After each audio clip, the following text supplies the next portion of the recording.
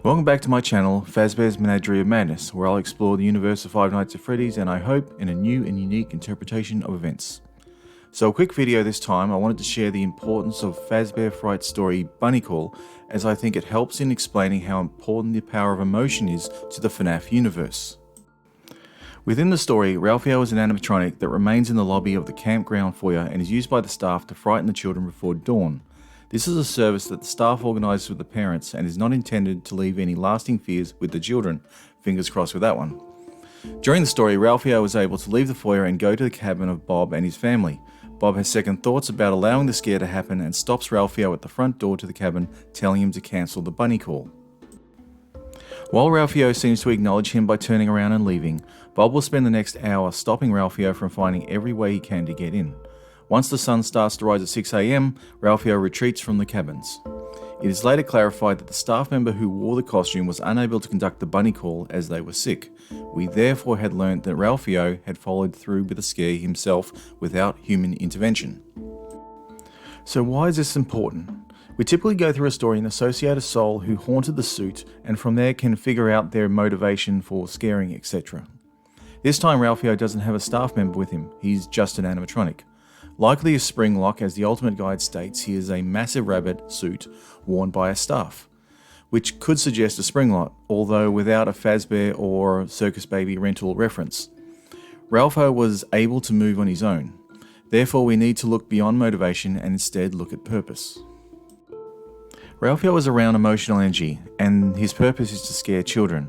While the motivation for the scare is the staff and the parents, the action are Ralpho's.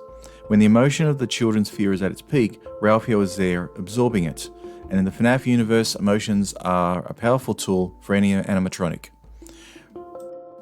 Ralpho within the story, I think, doesn't understand what he does.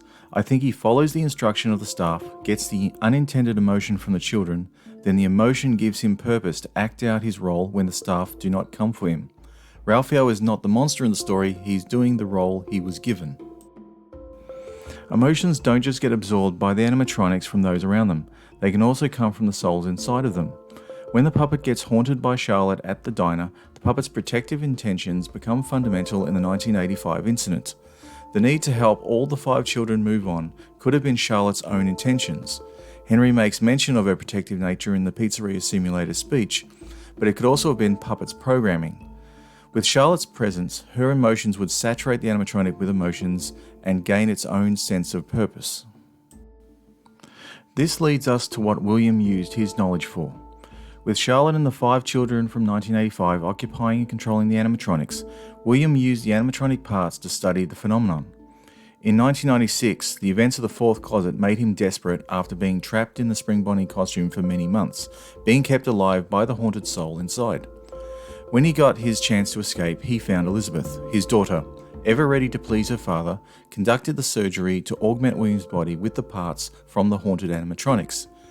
He had already survived inside the costume, although now needed the energy from the haunted alloys of the animatronics to continue surviving. Elizabeth would cut William open and embed the pieces into her father.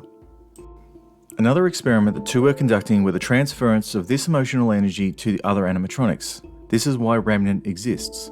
Energized by the victims of the Afton, these parts have stored emotion. Now they've been injected into the bodies of the Afton's most sophisticated creations, the Funtimes. While Ballora was not there, Freddy and Foxy received the injections and gained the purpose to do as William wanted. William would also inject Carlton with the Remnant and he would live, following a short death from the procedure. The similar process would follow decades later when Elizabeth would have Remnant injected into her brother Michael at the Circus Baby rental facility. You won't die, you won't die. Remnant went on to be used in another story, Frailty.